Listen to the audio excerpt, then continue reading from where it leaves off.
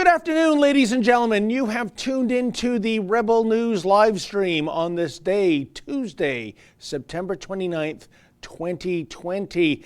I'm David Menzies, and my lovely co-host, as always, is Sheila, the She-Devil Gun Reed. How you doing out there in northern Alberta, Sheila? David, I'm great. I just want to give everybody a heads up, though, before we get too far into this show. I had a Skype call just before this show, and it was catastrophic, full of technical issues and problems. So if I suddenly disappear and David's on his own, just stick with David. He doesn't need me here anyway. I do. Yeah. I beg to differ. I do. Every time they give me that laptop, my big fat thumb presses a button and it makes Justin go crazy because I delete something. So for you to read those super chats, which is the most important thing on this show. Forget about what you and I have to say, Sheila. Of course, I'm always interested in what you have to say. But it is those super chats that makes the show, and you are the Khaleesi of the super chats with your computer there. And by the way, I think this is usually where you explain what it is we're trying to do and what a super chat is. Yes. Now that we've gotten it out of the way that my role on the show is seeing eye dog for David Menzies, let me explain what we're doing here. So during the pandemic, we expanded our live stream coverage from just Friday, an hour on Friday, to 5 days of the week because there's more news than ever, even though the mainstream media doesn't seem to think that way. And a lot of you are at home still. You're working from home, you're social distancing. So maybe you want to have us on in the background for an hour a day. And so that's what we've done. We've got 5 days a week of live stream coverage. It gives our viewers an opportunity to interact with each other in the live chat. And it's funny, over the pandemic, a lot of you have become friends. You know what you're doing every single day. You're checking in with each other. I think it's kind of great. It gives David and I a chance to interact with each other. I'm out here in the hinterlands and he's there in the center of the universe in Toronto. So I think our viewers will get a perspective from both of us on issues. But it also gives you at home a chance to support the work that we do here at Rebel News completely willingly. You can do something called the Super Chat, and it's a donation to us. YouTube takes some, but we get the majority of it. And you can just click the little $sign at the bottom of the live chat and put in an amount. The more money you give, the more characters you get, the longer it gets pinned to the top of the screen so that the entire chat will see it too.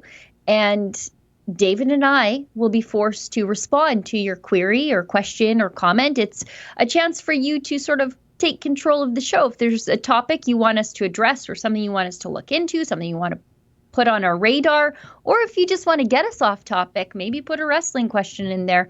Who knows? But it's a great way to support the work that we do here and give you control over what happens with your media dollars, as opposed to allowing Justin Trudeau to give it to companies that you don't watch or like. And speaking of responses, if anyone tuned in yesterday, we were filling in for the big boss man, Ezra Levant, and I was viciously attacked not just by Sheila, but by Mr. Producer about my Mitsubishi plug-in hybrid, which I tried to explain over and over again. Yeah, I know it's not the Batmobile, but it is a green-plated car, and that's the primary use of it, is me getting into the HOV lane, because in Toronto, traffic is horrific, and it allows me as a solo driver to drive in the carpool lane. That's what I was doing. And I mentioned, and maybe later on the show, Mr. Producer can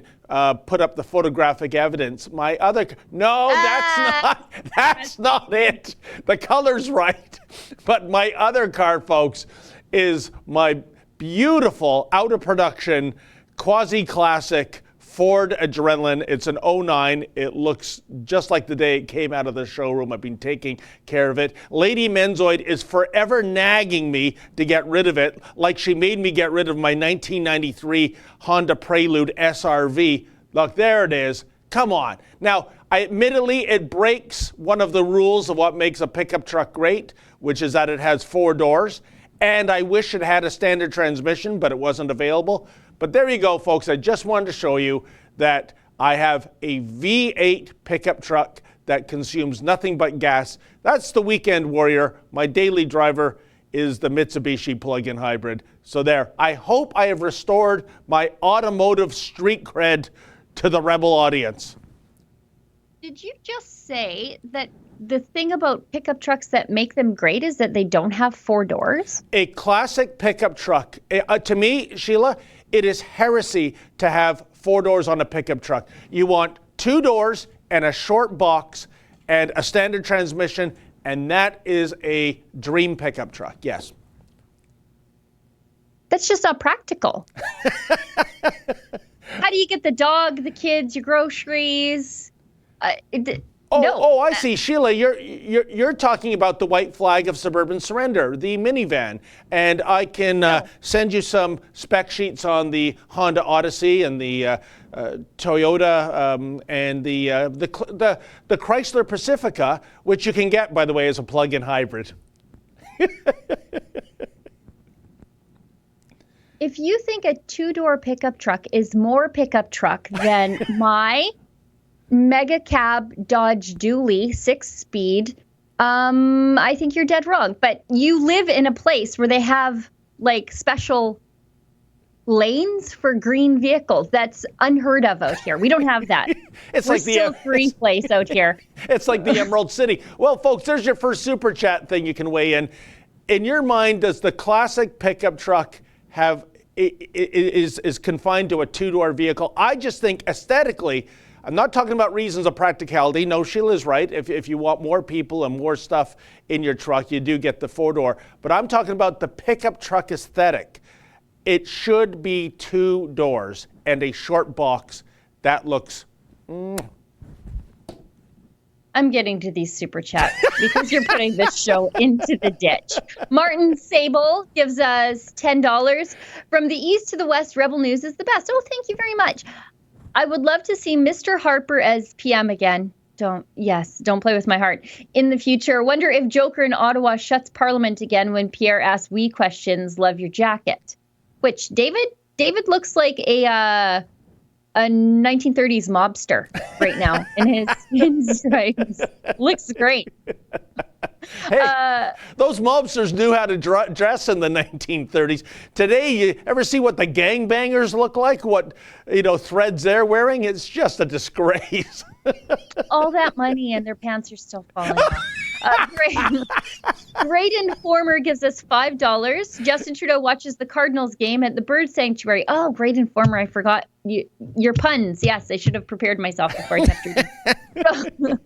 Joe Biden throws a birthday party out the window. Lisa Proust gives us $2 and says she cannot wait to watch Trump versus Biden tonight. Yes, we have some news about that. So Rebel News is hosting, I suppose it's a bit of a viewer watching party. You get to watch the live stream with Ezra and I. I think I'm the unlucky victim tonight. We start at 8:30 Eastern Standard Time. So that's 6:30 out here in God's country. And we're going to watch the debate together, and you can interact with each other again in the live chat on the side. You can super chat us. We'll try to get through those at the end. But yeah, do join us at 8:30 right here on our YouTube channel. And you know what, Sheila? I think, and I know this from some of our American viewers, this is like Super Bowl Sunday. There are gatherings happening. They're cooking up good food. They're getting some good whiskey for after the event. And I can't wait. I mean, I am so looking forward to this. And besides the Super Bowl, when they play it in February, I mean, they should just rename it the Woke Bowl, for goodness sakes. They've just alienated so many people. But this is the real deal. Football's fun and games, but this is serious business. And I'm just wondering, Sheila, I've been thinking about how President Trump can get Joe Biden off the rails unless he doesn't do so himself. Because Joe Biden's handlers have drilled talking points and quips into his brain. He's memorizing them. But I would try to get him to go off script, because I think that's where the disaster is. And me personally, Sheila, the key question I would ask Joe Biden, because I'm almost certain that in addition to the tax so-called scandal that the New York Times just dropped 2 days ago. Biden's going to go after him on the Wuhan virus and the 200,000 American deaths. And I would just say to Joe Biden, if I were Donald Trump, Joe, what would you have done differently? Especially given that when you look at the death rate, it's what? 0.0006% of Americans. But nevertheless, Joe, what would you have done differently? I think Biden will look like Bambi staring into the high beams of a Hummer on that question, Sheila.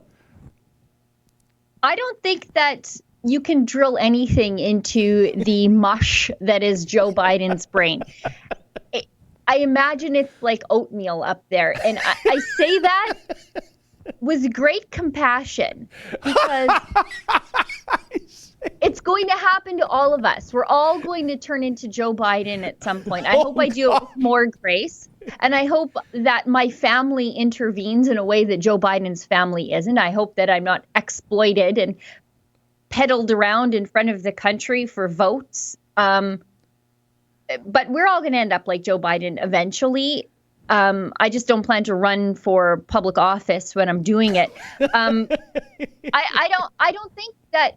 I think there is no amount of debate prep that can prepare someone in Joe Biden's condition to go up against someone as sharp as Donald Trump. We've seen that, and maybe I'm wrong. We'll find out tonight in less than 12 hours. But Joe Biden needs a teleprompter to answer questions from friendly networks, like softball questions. He needs a teleprompter. He's completely reliant on it. So how is he going to fare in this debate? I want to make jokes, and I've sort of been making jokes, but on some level, I feel bad to be joking about Joe Biden in his state. No. I want to report the Democrats for like senior abuse. Like I don't know what they're doing there. It's gruesome actually to kind of watch. I don't like it. Yeah, and I think another question, I don't know if Trump would ever say this, but it would be, Joe, I think what the American people deserve to know is who are they really voting for if they cast a ballot for you? Because clearly it doesn't look like you've got the gas in the tank for 4 years of office. I would love Trump to ask that question because, and it's a legitimate question in my mind, Sheila, because I don't think if in a disastrous situation the Democrats win on November the 3rd, who really is the decision maker behind Biden? For all the things you said about his mental capacity, and you know what, joking aside, it is sad. He shouldn't be in that role. I mean, when he can't even get the name of his wife right, that's a huge red flag. But that's what I want to know. Who am I really voting for? Is it Harris? Is it Bernie? Who are the puppet masters behind Biden that will be the real president? Well, I think they've already tipped their hat to that when Kamala Harris has said things like a Harris-Biden administration. Like she's putting herself in the role of president. She's said that. Oh, I know. Amazing. So, I mean, Green Radical Kamala Harris is like a heartbeat away from the presidency. And Grandpa Simpson will have his, his button on the nuclear codes. I mean, it's not good. I can't believe that this is what the Democrats have been reduced to. Like the party of Kennedy has allowed themselves to become this, just completely taken over by radicals. And as far as for Biden to push Trump on the COVID numbers, I suppose Trump's response is, why should a Republican president be responsible for the mismanagement happening in Democrat states like California, like New York? I mean, that's not on Trump. Oh, yeah. Just look at the Republican-run states. Look at Florida. Look at South Dakota and Kristi Noem. I mean, the Republican-run states are handling it fine. Yep. The majority of those deaths are happening due to Democrat mismanagement. And so I guess, the question remains, Mr. Biden, what would you have advised your allies, the Democrat governors, to have done differently? And it is an amazing series of circumstances, as you said, Sheila, that this is their guy, Biden, running, carrying the Democrat flag for president. I think, is it the 25th Amendment in the U.S. Constitution where you can trigger the ouster of a president based on mental incapability? And the thing is, Sheila, I don't think the founding fathers ever dreamed somebody with declining mental faculties would ever be trying to get into the White House as a candidate. So there's no amendment for that, because we're living in an unbelievable time, aren't we? It's a very, very strange time. We should keep going through these super chats because they're already starting to pile up. Lisa Bruce gives us another $2. Montreal and Quebec march for freedom tomorrow again. The lockdown happening in Montreal again. What's going on there? They've moved to a coding system with their COVID-19 restrictions. I'm just going to bring up. Oh, yeah, like code red, lockdown. That sort of thing, Yeah. color-coded. Yeah, like the terrorism codes. Red alert level brings partial 28-day lockdown to 3 Quebec regions, including Montreal and Quebec City. The greater Montreal area and Quebec City, as well as another French-named place I'm not even going to bother trying to pronounce, they've been bumped into the red zone under the province's novel coronavirus regional alert system. And the situation is critical. The cases are rising. If we don't want our hospitals to be submerged. Submerged in coronavirus cases. So what, you've got like one coronavirus patient per 2 hospitals, probably. That's submersion. The hospitals are more than half empty, Sheila. We know that from doctors and nurses that have blown the whistle on this. Over the last week, the government has been urging people to limit socializing and cancel private events, but now the government is doing it for you. So they're doing this for 4 weeks. They said bars, casinos, reception halls, theaters, libraries, and museums are all being closed for a 28-day period. Restaurants will be limited to takeout only. However, hair salons and retail stores will be allowed to stay open. It's weird how the virus doesn't go to Walmart, but it will go to your restaurant. Very, very strange. Did you say hair salons and retail stores will be exempt? Yeah, they're open. That just shows you, this is what I love about Montreal. I think it is perhaps the most fashionable city in Canada. And that to me explains why the hair salons and the boutiques are open, because we still want to look good during this pandemic, right? That I'm just going to bring up John Tory's Twitter account if he hasn't blocked me. Because yesterday, if he hasn't blocked me, there's no reason why he should. He should. He really should. The only one I know who's blocked me, Sheila, is crybaby Patrick Brown, the mayor of Brampton. I wonder why. His tweet storm yesterday started 17 hours ago. Today, we saw an alarming number of new COVID cases in the city. I know people are scared, and I share their concern about this resurgence. We are asking Toronto residents to recognize the alarm bell is ringing and to take action now in their own lives that will stop the spread and flatten the curve again. I'm reading this because he shoehorns something right into the middle, which is kind of crazy. Beyond individuals, we are taking action as a city and as a public health unit. I think that's the Toronto Public Health Officer has recommended a number of measures that City Council can approve this week to protect the health of our city. He supports all of them, obviously. They include strongly recommending that people limit interactions outside their home and wear a mask as much as possible. Oh, you got to lock yourself down again, Toronto. Extending for 6 months our mandatory mask bylaws that apply to public areas in business, like stores and common areas in apartments and condos. I didn't realize you guys had to wear them in common areas. Urging the provincial government through the Ministry of Labor to introduce mandatory mask policies inside workplaces where physical distancing isn't possible. We've seen too many people getting sick from their own coworkers. Have we? Do we know that number? I'm not sure that that's the case. Mandating restaurants to collect contact information for every person at a table, not just one person, to assist with contact tracing. Again, we're making minimum wage waitresses trying to earn a living in an already depressed economy become bylaw officers and Big Brother collecting everybody's name for the state. Reducing the total, I just clicked out of that. Reducing the total number of people able to sit at each table, both inside and outside, from 10 to 6. This is the one that I thought was crazy. What is this doing in the middle? Reducing that requiring that background music and other David, save your laughing till I can get through this. Requiring that background music and any other background sounds, such as from televisions or other electronic sound producing devices, must be no louder than the volume of normal conversation. What has that got to do with the coronavirus? Oh, Sheila, I'll tell you why. That's why I was laughing. I heard this announcement live on radio, I think by one of the public health officers yesterday.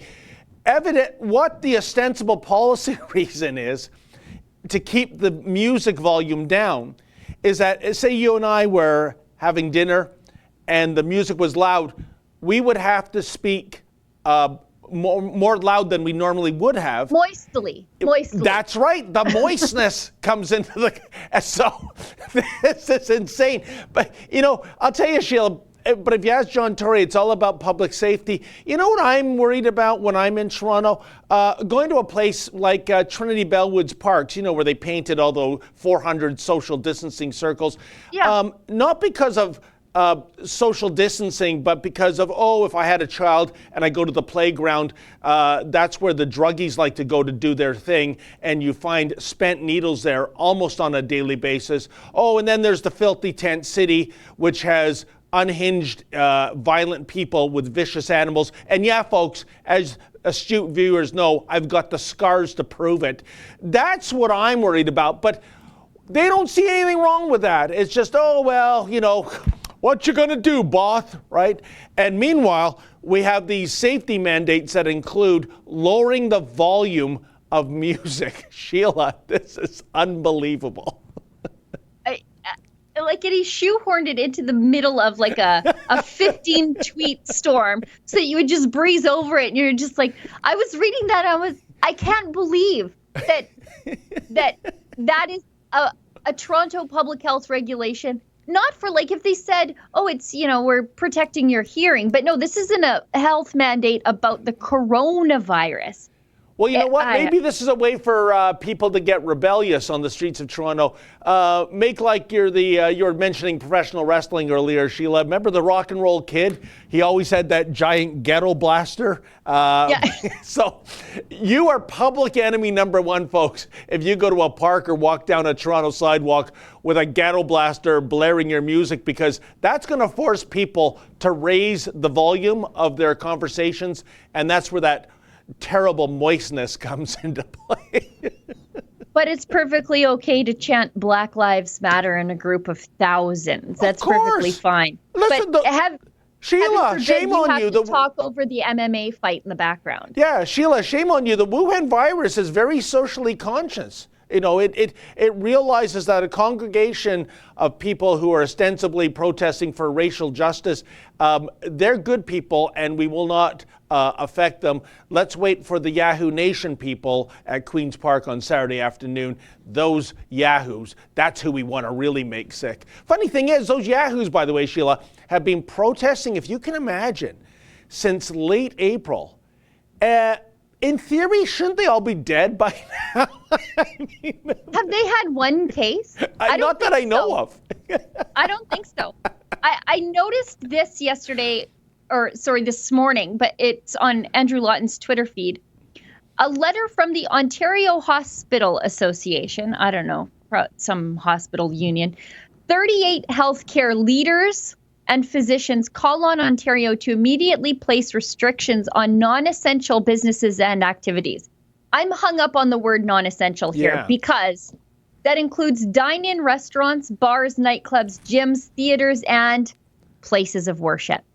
Oh. Religion is not essential now. It's so essential that we protected it as a charter right, but the Ontario Hospital Association thinks that it's not. You know, and yet, remember, we had the Church of God in Elmer, Ontario, Sheila. They found a way around that, a safe way around that, by doing those drive-in services, and yet they were being harassed and threatened with fines. And I really think, I don't mean to toot our own horn, but I think if we didn't give coverage to that, there would have been some serious fines laid out. But the PR black eye law enforcement received, because there's absolutely no danger when you're in a parking lot, confined in a vehicle with the windows up. Well, then again, I guess we got to ask Walter Matheson that and Officer Dudley Do right out in New Brunswick. But it's odd that is considered non-essential when and a potential source of danger when going into, well, in the case of Elmer, Ontario, the Church of God, literally just, I think, 300 meters down the road was a big no-frills supermarket. And people are going in there, congregating without being isolated. I mean, Sheila, this is what we've always been saying. It just doesn't make sense. Right. I think it was in Las Vegas that a church group decided to hold service in a Walmart because that was one of the places that they were allowed. Oh, wow. Like, you're allowed to congregate in a Walmart. So they were banned by their creepy governor from attending church. So they just held it in a Walmart. Because the casinos are open. They want the dollars. They want the gambling dollars. They want the tourism dollars. But they closed the churches. So they just went to the Walmart and held a church service, which is very creative. I love that American spirit. So they closed the churches, but as you said, the casinos are open. By the way, Sheila, because certain counties of Nevada, this is legal, are the brothels open or closed in Nevada? I'd really like to know the answer to that. Not that I'm in the market, folks, but just to show the hypocrisy of these regulations. I don't know. We could probably Google it. But let's get through these super chats because we want to show Avi's first Fight the Fines video. Yes. Great informer. $5. Justin Trudeau takes refuge in a pool to avoid the flood. Joe Biden seeks shelter in a storm to avoid the rain. MEC gives us $5. ACU2020.org, a group of doctors speaking out. Thank you, Rebel News. Martin Sable gives us $5. I should bring my 08 F650 four-door or my 06 H1 to the next meeting of environmental hypocrites. I'm not saying that my husband did it, but I'm just saying that my whole family would laugh if we maybe tromped on the diesel and filled a car full of hippies full of black smoke one time. The kids would have thought it was really funny if we had done that. Did he say an F650? Yeah. It goes up That's the big boy. That's the big boy. I feel so diminished right now. Yeah, I don't even drive an F-150. That's a little too small for how I roll. Solid as a B-ball gives us $2. Will they ever have objective criteria to end this? I think they have the objective criteria to end this. We can see infection rates. We can see hospitalization rates. We can see all of that stuff. We can see death rates. We can see that kids in school are not getting the virus at a rate that is greater than when they were outside of school. We can see that. And we're 4 weeks into school. So if a trend was going to manifest, it would have started manifesting. We can see the objective criteria. They don't care about the objective criteria because this isn't really about the virus, is it? It's about none of that. It's about controlling our lives. What is going on? What is the unspoken strategy here, Sheila? I'm trying to figure that out. You know what? I live in Alberta, so things are a little different. We have a very hands-off provincial government who, despite pressure from the teachers union, said, no, we're sending the kids back to school. If you don't want to send your kid back to school, that's great. We made it really easy for you not to do that. But if you do send your kid back to school, these are the precautions in place and have a great school year. They've left the lockdowns up to the municipalities, the control freaks at the municipalities. But what's going on with Doug Ford? Why is he responding to a flattened curve this way? We've seen a slight uptick in infection rates, as you see with any infectious disease, as the weather cools off and as people go indoors. That's why flu season is, October through to the end of winter. It's because everybody's indoors. Everybody gets a cold this time when you're done being outside and you're moving inside. So, of course, naturally, the infection rates are going to tick up slightly, but are they like tripling and doubling every couple of days? Definitely not. So what are we doing? And you nailed it. Infection rates doesn't mean a death sentence, Sheila. No. And I've openly answered this. By the way, if someone has a medical degree, if you are a nurse or a doctor watching this, if you can educate me, I would really appreciate that. What I've always said, Sheila, for as long as I've been on this planet, and we have flu season every winter, why have we never been told to mask up in flu season? Flu is highly contagious. Flu can be a death sentence to certain groups, essentially the same groups that the Wuhan virus attacked. Why is it that we're never told to mask up or wear gloves or wear a shield or continually sanitize our hands in the mall, every store you go into during flu season? I just want to know, because it seems that if that's a valid way of fighting back against the Wuhan virus, it'd be a valid way for fighting back against the flu too, wouldn't it, Sheila? Well, yeah. And again, I make this point almost every time we talk about the COVID versus the flu. The flu has been ripping through Canada's extended care and nursing home facilities for decades. For decades. Why haven't we done more to protect them and have better protocols in place for infectious diseases that harm and disproportionately kill our elderly people? Why haven't we done that already? Because if we had done that already, we wouldn't have the deaths that we had now. That's the real failing here, but nobody wants to talk about that we have allowed the flu every single year to take out our elderly. It's just now, because this is a new virus, we're all concerned about the elderly. We should have done it already. Oh, but Sheila, I would say on a rate of about every 6 to 10 years, there's either some public inquiry or some major investigative journalism piece that exposes how horrible these long-term care facilities are, some of them, in terms of getting infected and being death traps. And then the politicians go up to the podium and they say, this is an outrage and it will not be tolerated, and moving forward, this will be a thing of the past. And they go back to business as usual. Every time, Sheila. Yep. Okay, let's tear through these super chats, because we're way over halfway past the show and we haven't even talked about anything. Abby's. Well, yeah, no, we haven't done anything. Lisa Proust gives Lisa Proust gives us $2. Ontario has 25,000 beds with 29 people in the ICU. Yeah, the ICU. And we're not even sure if all those people are on ventilators, but those are just people in the ICU. Yeah. That's nothing. It's nothing. Pink Phoenix. 16 on a ventilator, evidently, Sheila. Yep. 16 on a ventilator, so just a little over half. Okay. Pink Phoenix Nails gives us $5. Chrystia Freeland threatening Canadians to wearing masks so our children can still go to school and so the government doesn't need to do anything worse. The government will do worse if we let them do worse and if we comply with the things they're making us do right now. I mean, I can't even imagine.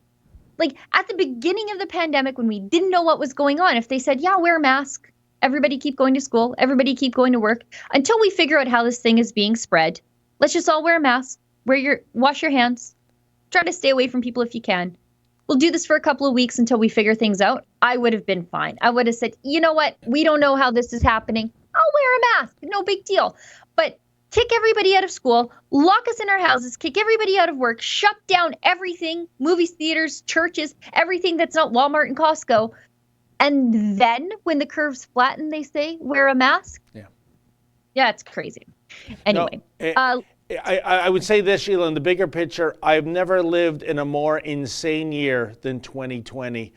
The question is, are we at peak insanity? I'm almost afraid to ask that question.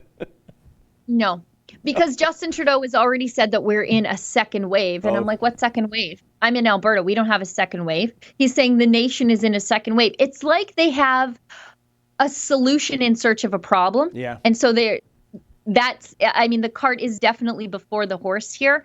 And that's worrisome.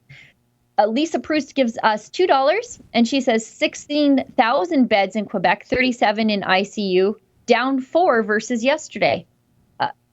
What a miracle.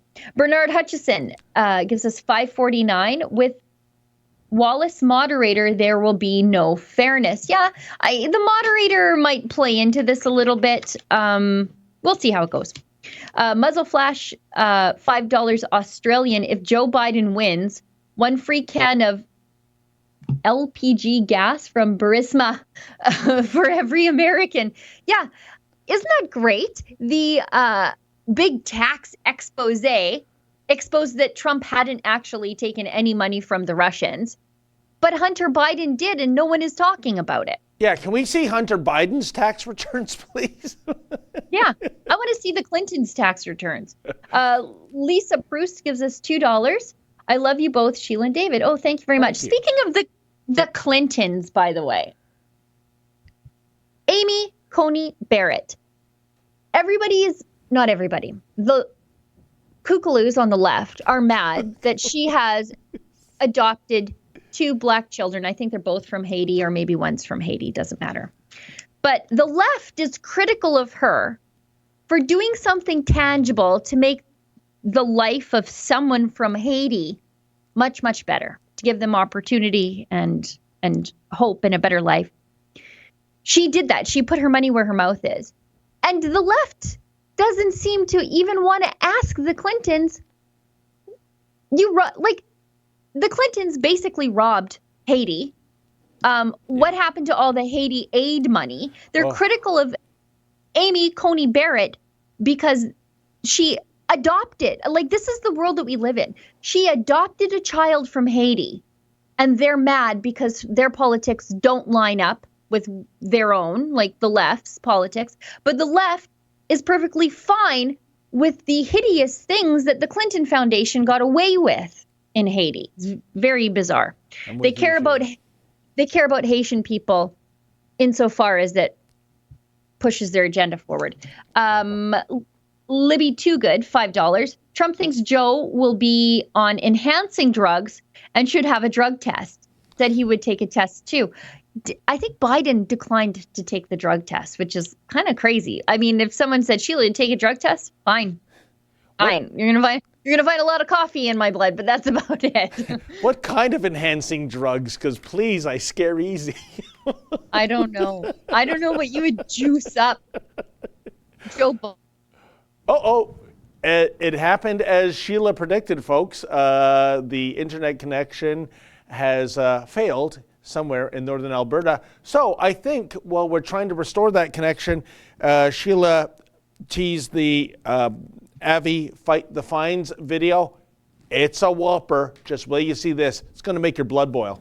This is crazy times. I see you've been arrested twice. You're facing 2 criminal charges.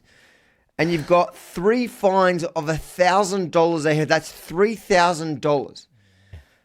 Tell me, it's crazy times, isn't it? What is these criminal activities you've been up to? Well, I was with a group of 3 friends at Sydney Olympic Park, and there happened to be a protest there the same day. I went to go check it out. I was recording and I was live streaming at the same time. And probably within about 5 minutes of just walking around, the cops came over to me and said I was in breach of the public health order.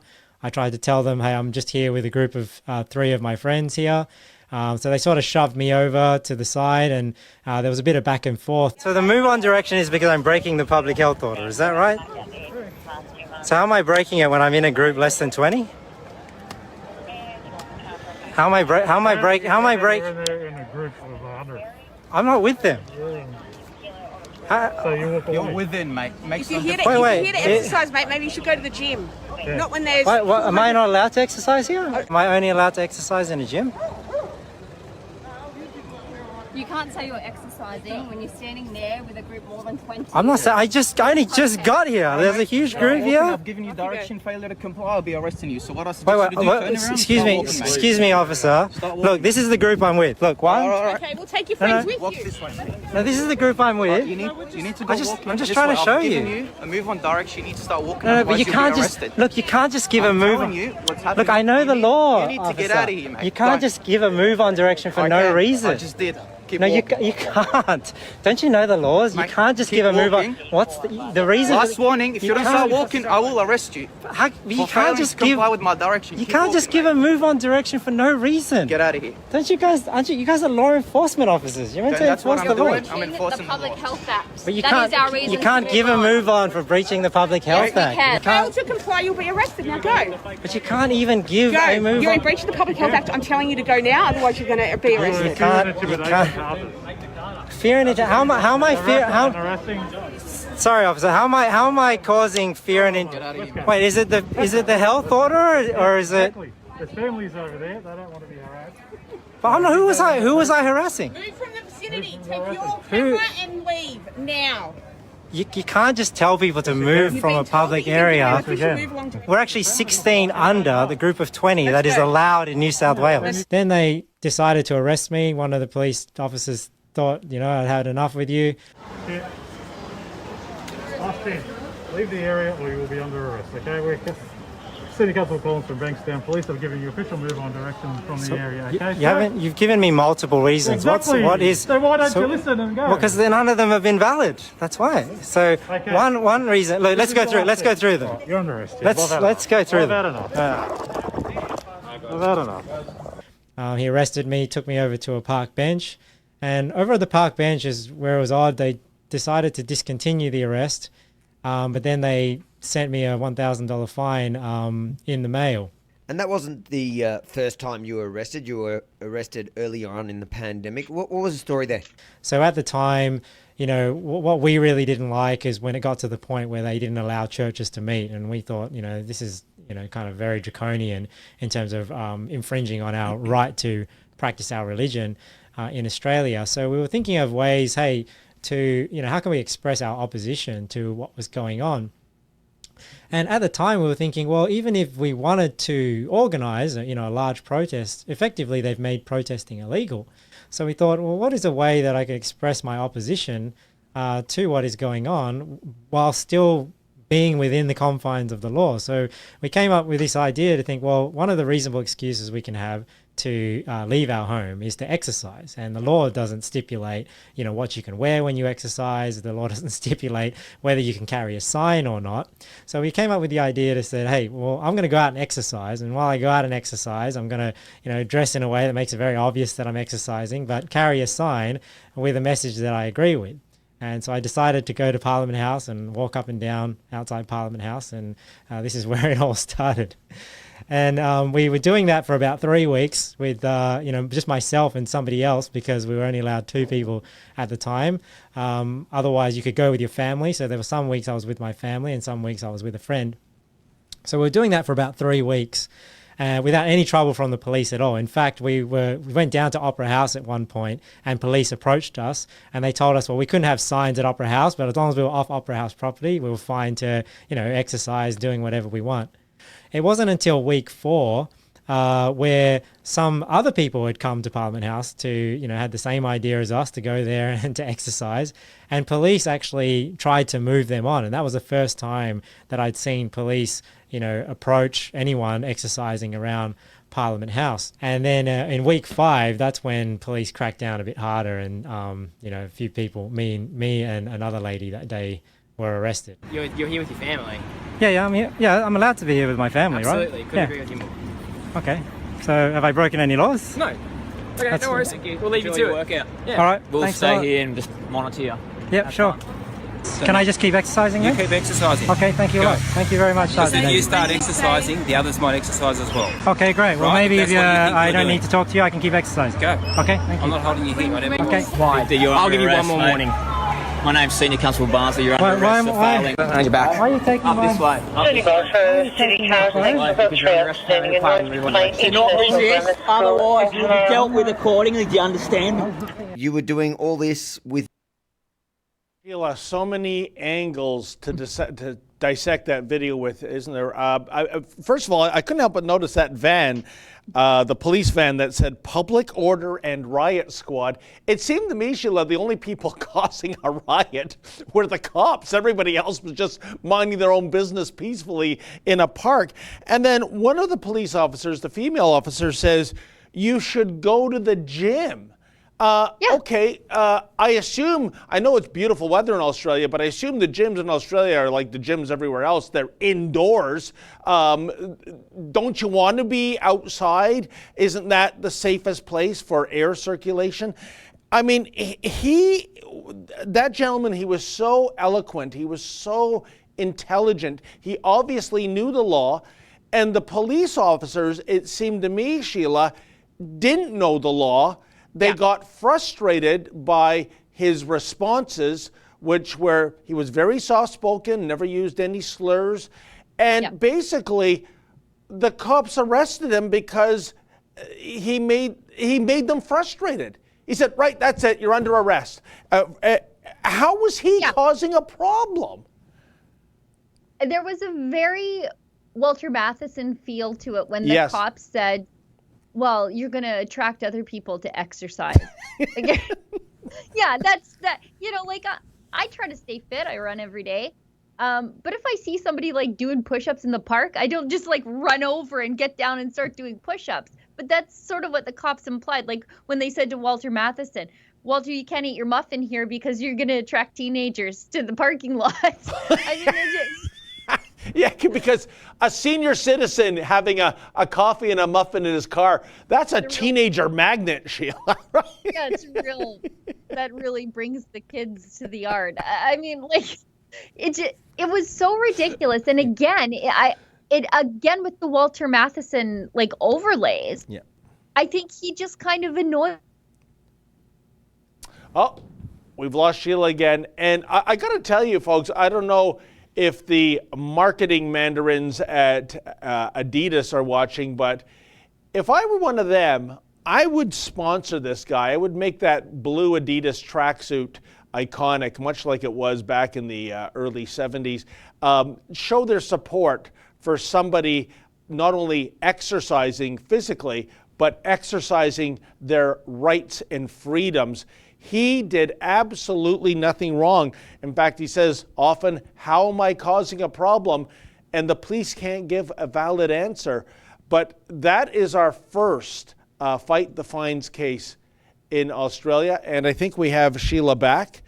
And I was just saying, Sheila, I don't know if you heard me. I said, if I'm the marketing director at Adidas, or Adidas, as some people call it, I'm signing this fellow up for a marketing deal because of wearing that blue tracksuit. Make that kind of the iconic tracksuit of rebellious exercise the world over. That will be the blue Adidas tracksuit wearers. That's wearing our rebelness on our shirt sleeves.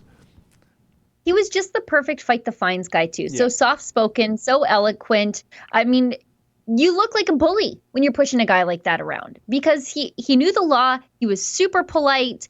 He's kind. Even the tone of his voice is kind of soothing. And for a cop to hassle that guy, I mean, give your head a shake. Go do something real with your badge and your uniform. Don't hassle that guy.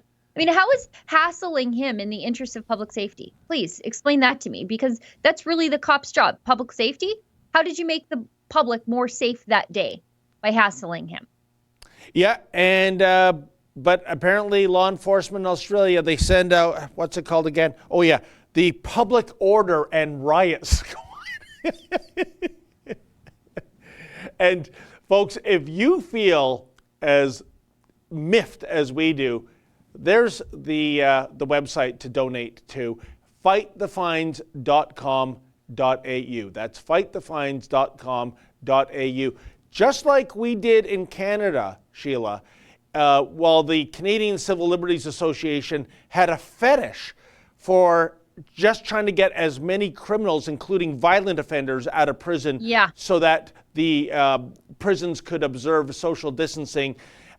We had to pick up the civil liberties fights for regular law-abiding Canadians that were, like Walter Matheson, getting fined egregiously simply for doing nothing, absolutely nothing dangerous. And now we have our man Avi in Australia, and we are going to replicate in Australia what we did here in Canada.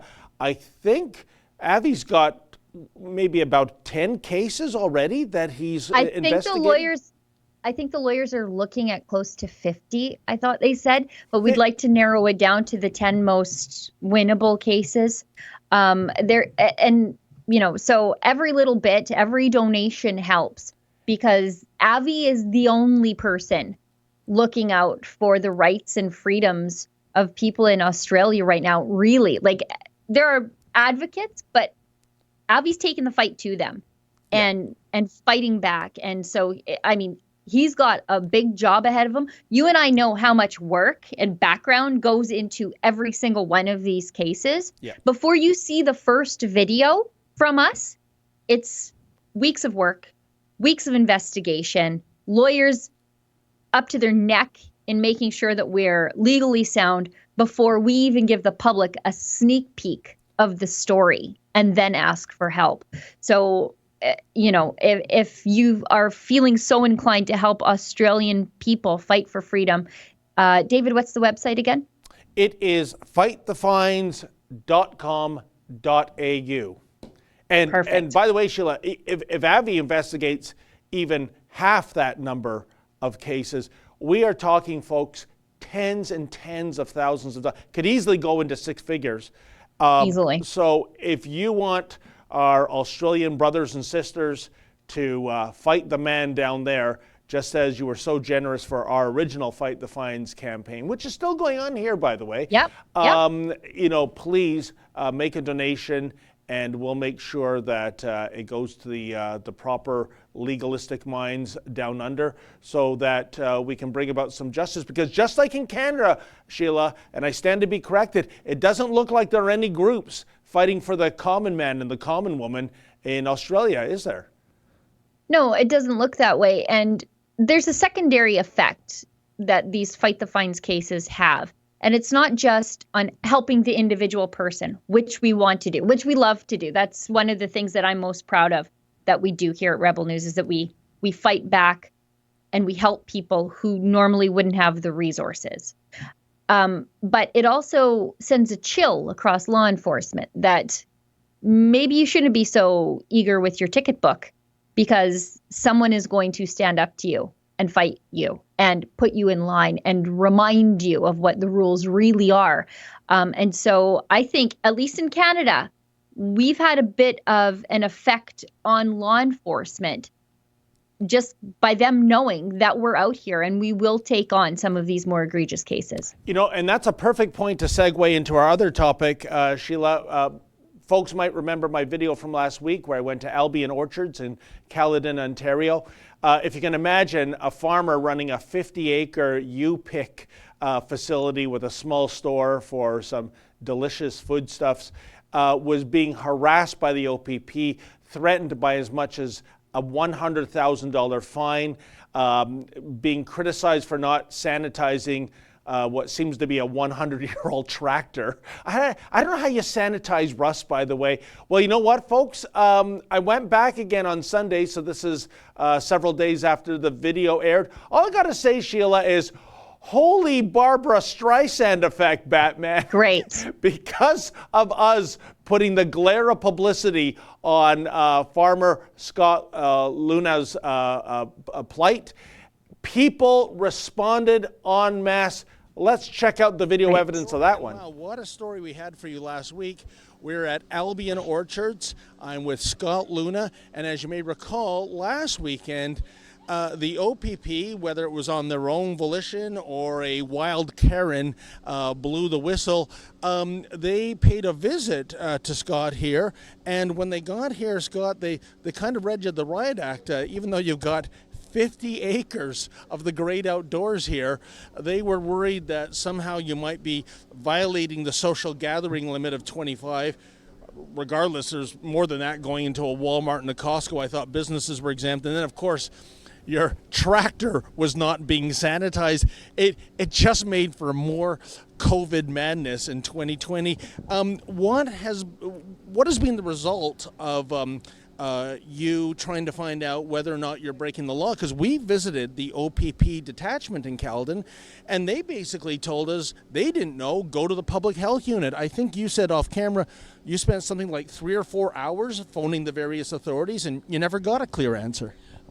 Not a clear answer. Anyways, goodness gracious, David, things have kind of cooled a bit. The police have not been back, so I think, they're doing a great job. It's got to be stressful for them, and with rules changing, they were uncertain as well. But so we haven't been fined. We're still open for business. People are still coming, and it's all good.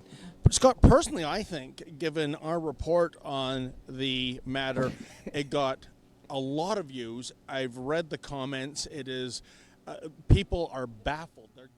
Yeah, I mean, Sheila, I think the most egregious thing was the fact that it's bad enough law enforcement being heavy-handed, and we're not anti-cop, but we do call it as we see it.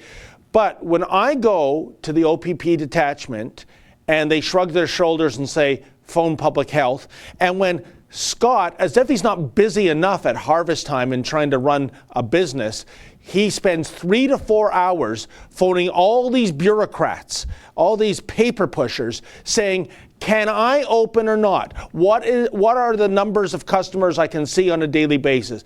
And he still isn't given clear-cut answers, probably because these pencil neck geeks he's talking to are so afraid of liability if they give him the wrong response. So what, we're on our own to figure this out? This is a dereliction of duty, Sheila. David, we have 4 minutes left in the show. My Skype keeps freezing up, and we have so many super chats to get through. I'm full of opinions about that video, but we got to get through these super chats. Gotcha. Travis Coulson gives us $6.99. If this virus is so bad. Oh, again with the internet connection. Well, I mean, to me, folks, the internet is like voodoo. It's like magic. I can't explain it. I certainly can't fix it.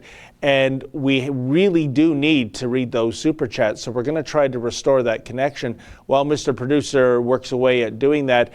Like I said, I don't think it's much of an ask when you reach out to the police, public health, etc., just to find out, am I breaking the law? Yes or no? And you're told, we don't know.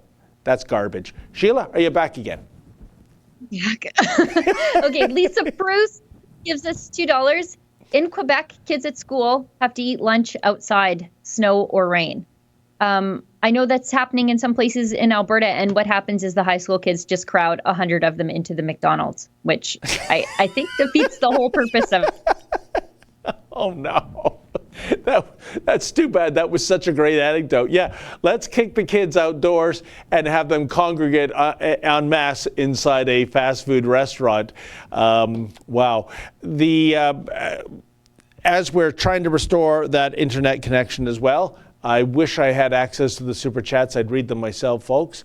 But the feeling around the office is I'm too incompetent to work the machine. So we're going to try to restore that internet connection. And I think we should definitely go overtime. We have her back yet again. Start reading the chat, like Sheila, before you go down again. It's been like this all day. Towers Comics gives us $5. Belgium health experts demand investigation of the World Health Organization for faking coronavirus pandemic. Is Belgium the one with the really morbidly obese health? Well, Sheila was going down some road about a morbidly obese person, which I'm not sure she's referring to. However, we're going to try to restore that internet connection.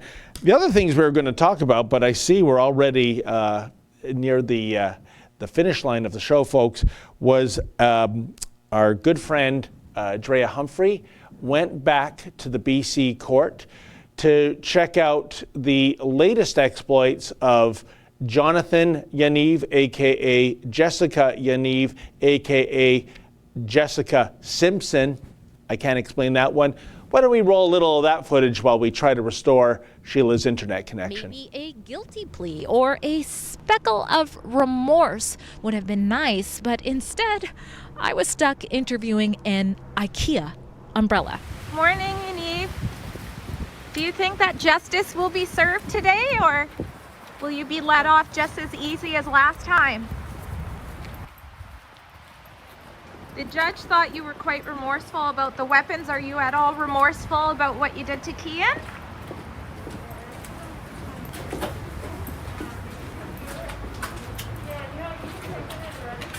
Guess we'll see. Would be a good opportunity to say it. Then I was questioned by a friendly officer who, to no surprise, seemed to have been manipulated by Yaniv to think I was the criminal, that big bad Drea was making it unsafe for Yaniv to walk to the courthouse alone. Hi, how are you? Good. Sorry to bug you, but I was just wondering if I could ask what was that all about? Oh, he assaulted my colleague, Kim Bexty. I'm a reporter. Okay, yep. Yeah, so I'm asking him questions about the assault, and that's what he's here for. Okay. Yeah, I had no idea. I've never met him before. Oh, okay. He just met me across the street and said, I'm being criminally harassed by somebody. Could I get help getting into the courthouse? So just journalism. Yeah, no, fair enough. Okay. Thanks very much for letting me know. Okay, thanks so much. Yeah. Okay, take care. Well, Drea, look on the bright side, at least. Unlike my encounter with Yaniv back in July in Toronto, he didn't claim that you were pointing a handgun at him and his mother. And by the way, folks, that's the biggest question I have of that video. Where, oh, where was Mama Yaniv? Seeing Jonathan without Mama, that's kind of like seeing Batman without Robin. They seem to be inseparable, which just makes it all the more weird. But we have Sheila back, and I think we have our... Sheila, we have your internet. Yes. You look frazzled, but don't worry, it's not your fault. Go right to the super chats, my friend. Let's go right to the super chats. Okay. Okay. Well, Mr. Producer, to show you how wonderful this man is, and he was actually doing the role of the vice president of this company yesterday as our vice president was taking the day off. He is so versatile, folks. He's given me a printout in just a mere matter of seconds so I can read the super chats. And I believe the super chat I have here is, I don't see the name. Is it Ant Crazy? Is that right, Justin? Anyways, the chat is, love the Rebel, question for DM and SGR. Who is your favorite wrestling jobber? Mine is Canada's greatest athlete, Iron Mike Sharp. You know what? I got to tell you, my friend, that's mine too. I used to love his shtick of claiming to be Canada's greatest athlete. In fact, there was a period in the 80s when the Toronto Star, they would take in nominations for the, I think it was the Lou Marsh Trophy for Canada's best athlete of the year. And for about 3 or 4 years, I knew it was a no-hoper. I always submitted Iron Mike Sharp. You know, those snobs at the Star, they would never acknowledge it. You know, they just had no sense of humor. So Iron Mike Sharp, just for the audacity of claiming to be Canada's greatest athlete, that's my favorite jobber too. Okay, so from Solid as B-Ball writes,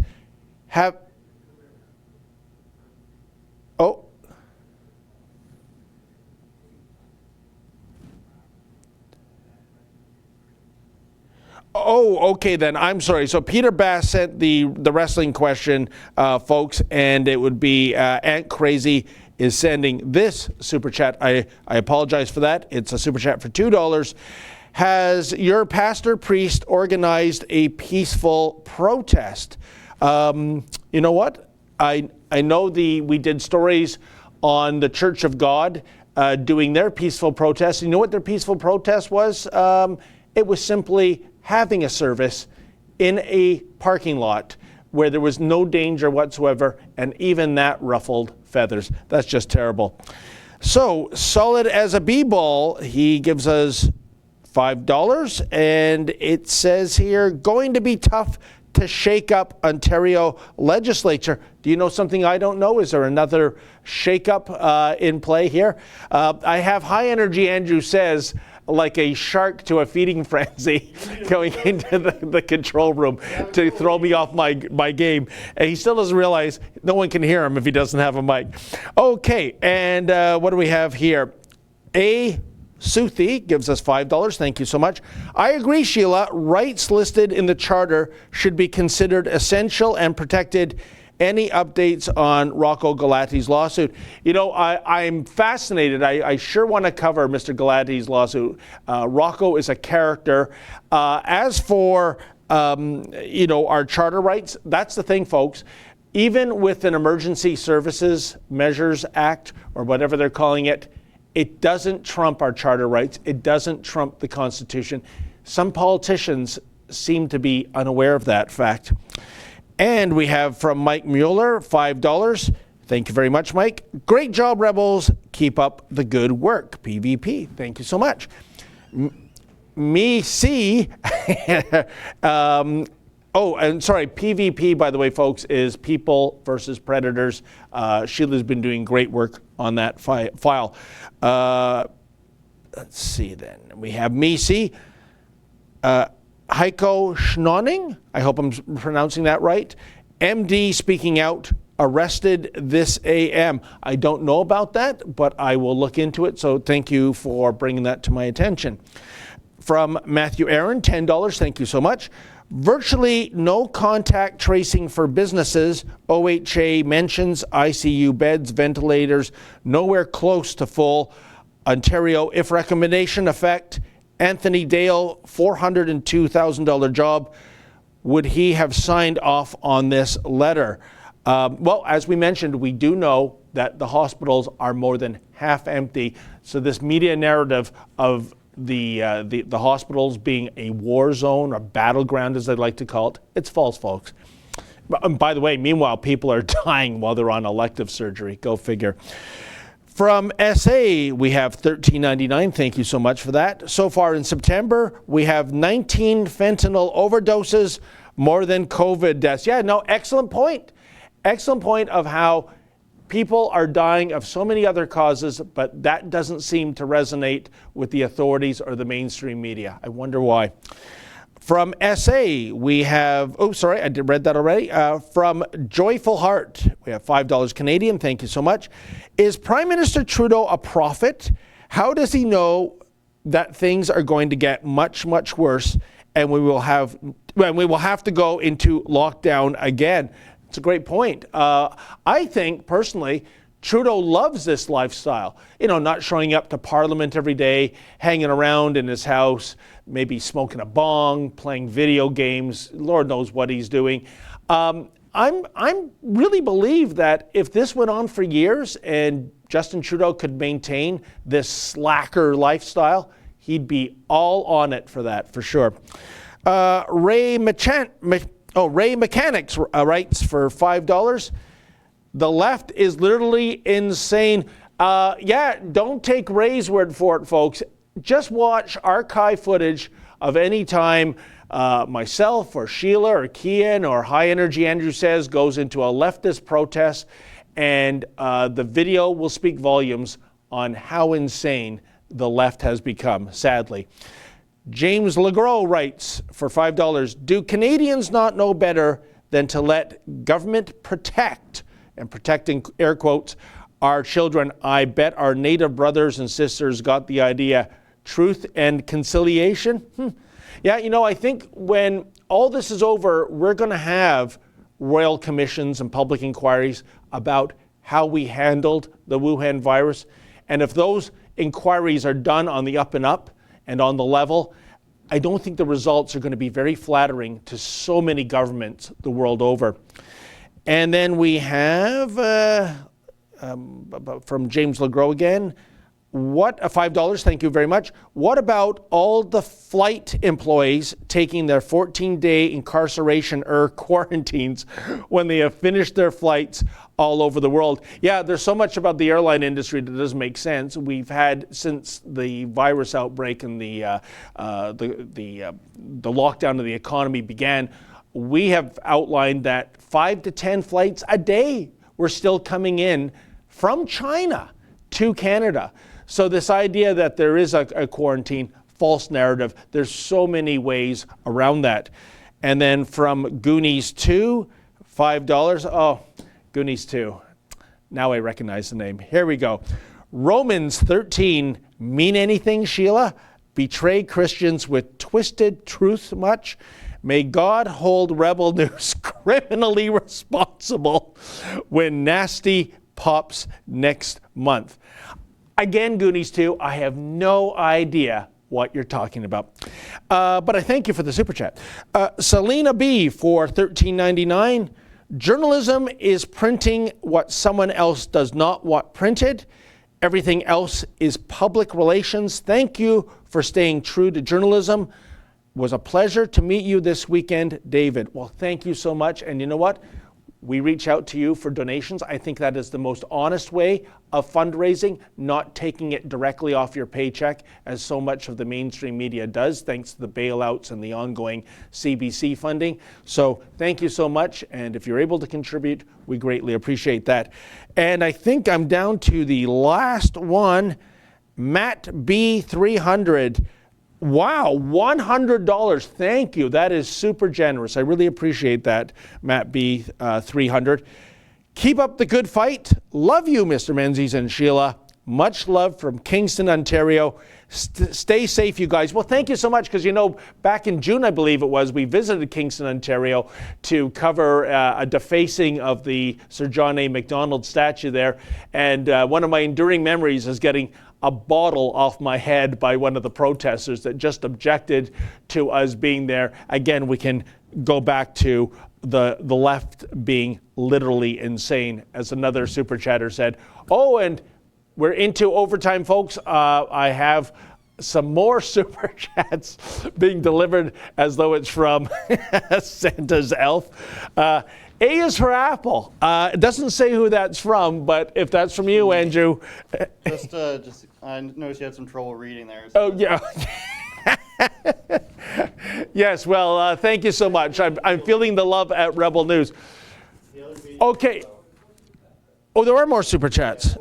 Okay, well, this one, for this, folks, I need my reading glasses, because the font they've printed this out on would make even an eagle squint.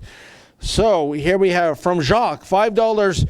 You guys should have Kellyanne Wolf as a guest on your show.